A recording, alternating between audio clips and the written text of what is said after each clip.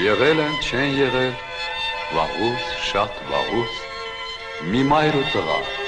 Նաղաշ անունով։ Մեծանում էր Նաղաշը առանց հոր, որովհետև այդ կողմերով պատերազմ էր անցել, առել ու տարել էր նրա հորը, և այդ օրվանից նրան չէին տեսել։ Նաղաշի մայրը տնից տուն էր գնում, հաց թխում մարդկանց համար, և մարդիկ նրան վարձատրում էին նույն հացով։ Ամեն անգամ հոգնած վերադառնալով տուն, մայրը գրկում էր փոքրիկ Նաղաշին ու երգում մի թախծոտ երգ իր անցած դառը օրերի մասին։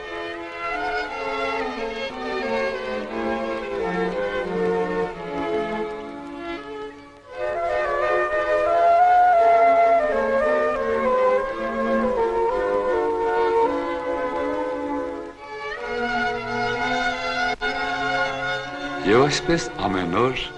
մայրը տնից տուն էր անցնում, լավաշ թխում, իսկ որդին սնվում լավաշով ու մեծանում։ Եվ այսպես օրեր անցան, ամիսները տարիներ դարձան։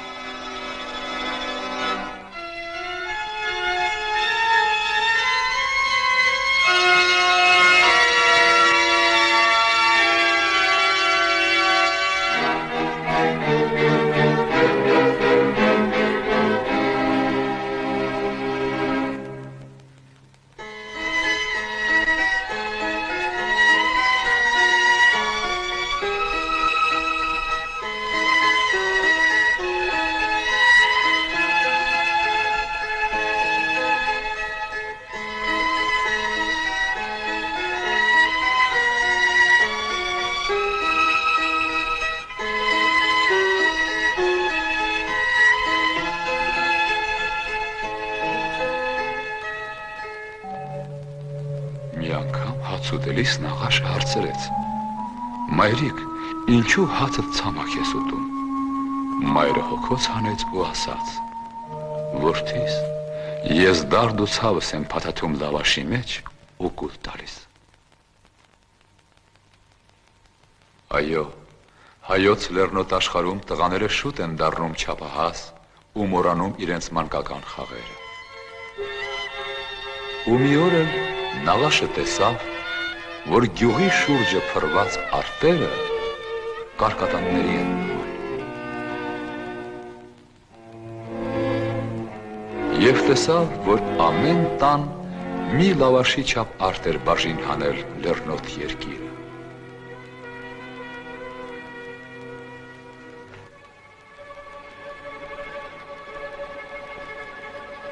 Մի անգամ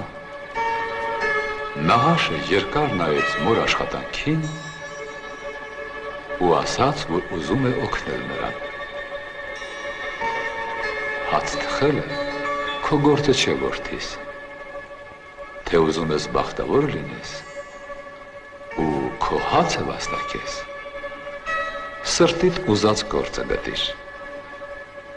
ասաց մայրը։ Մտահոգվեց Նաղաշը մոր խոսքերից, երկար մտածեց ու որոշեց աշխարհով մեկ շրջել ու իր գործը գտնել։ Լուսադեմին ճամփա անկավ Նաղաշը, տանելով խուրջինի մեջ մոր քրտինքով թխած մի հատիկ լավաշ եւ նրա լուր օրհնությունը։ Շատ գնաց թե քիչ, միայն ինքը Նաղաշը գիտեր։ Եվ ահա սառնորակ աղբյուրի մոտ մի ուրախ հովվի հանդիպեց։ Ողջունեց ծիրով հովիվը Նաղաշին ու հետնել թե հեռու է ճամփակ։ Հագեցնելով ծարավը Նաղաշը թե բախտի հետևից։ Զարմացավ հովիվը։ Մարդ էլ բախտի հետևից գնա։ Քո բախտը քեզ հետ է, իմը սարերի ետևում է։ Բարով մնաս։ Հեյ, բախտը քո ձեռքում է։ Նաղաշի ետևից զիլ ձայնեց հովիվը։ Հոգնեց Նաղաշը։ Իրիկնադեմին փլվեց մի քարի, որ շունչը տեղը բերի։ Լավաշի կեսը հանեց խուրջինից և հանկարծ այ քեզ հրաշք, մի ավազակ բուսնեց Նաղաշի առաջ։ Էդ դու ես ավազակ լավաշս թռցրել, հենց հիմա ետ դուր։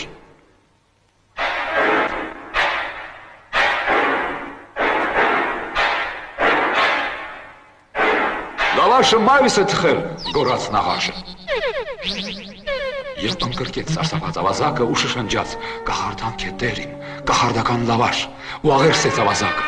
ար ինչ ուզում ես լավաշի դիմաց։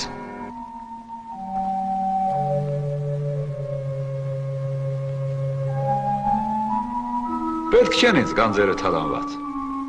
իսկ լավաշը քո ձեռքում սովորական մի հաց կդառնա, թե սոված ես, ար, կեր, ասաց նաղաշը։ Երկար թափարեց նաղաշը ու անծանոթ ճամփաները բերեցին օտար մի երկիր ու մի արեհեր ծերունի կանգնեց նաղաշի դիմաց։ Ո՞վ ես, մարդ Աստծո։ Ես եմ, նաղաշը։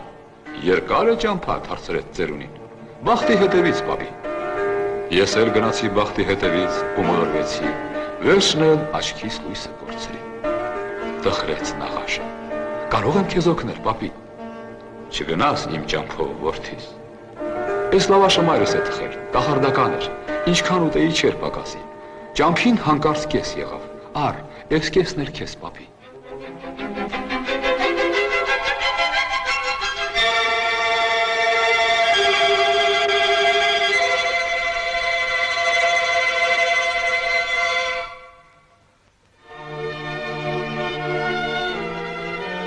Լավաշի ձորությունը չի կորել, որդիս։ Դալար մնան մորդ ձեռքերը, վերադարձրին աչքիս լույսը և ավելացրեց ծերունին, իսկ լավաշդ պակասեց զավակս, քանի որ քրտինքովդ չէիր վաստակել։ Երբ մտանքով հոգնած քուն մտավ նաղաշը։ Երազում լսեց հեռվից, շատ հեռվից խոսքերը պապի։ Լավաշդ նորից կախարդական կդառնա,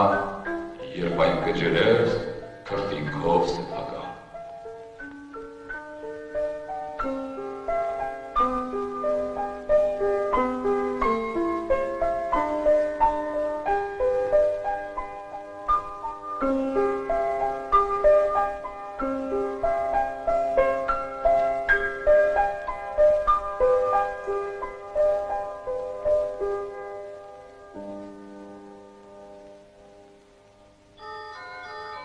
Արթնացավ նաղաշը ու դիմեց դեպի հարազատ գյուղը։ Լուր մտավ նա տունը հայրենի, լուր բարձրացավ լանջը դիմացի, մաքրեց քարերից մի լավաշաչափ հողի պատառիկ, ցանեց իր արտը, ջրեց քրտինքով և հողը նրան պարգևեց բերքով։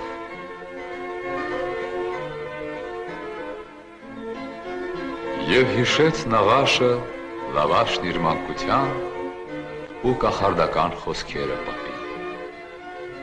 Հիշիր, որդիս, երջանկությունը աշխատանքի մեջ է միայն, բախտավորությունը հայրենի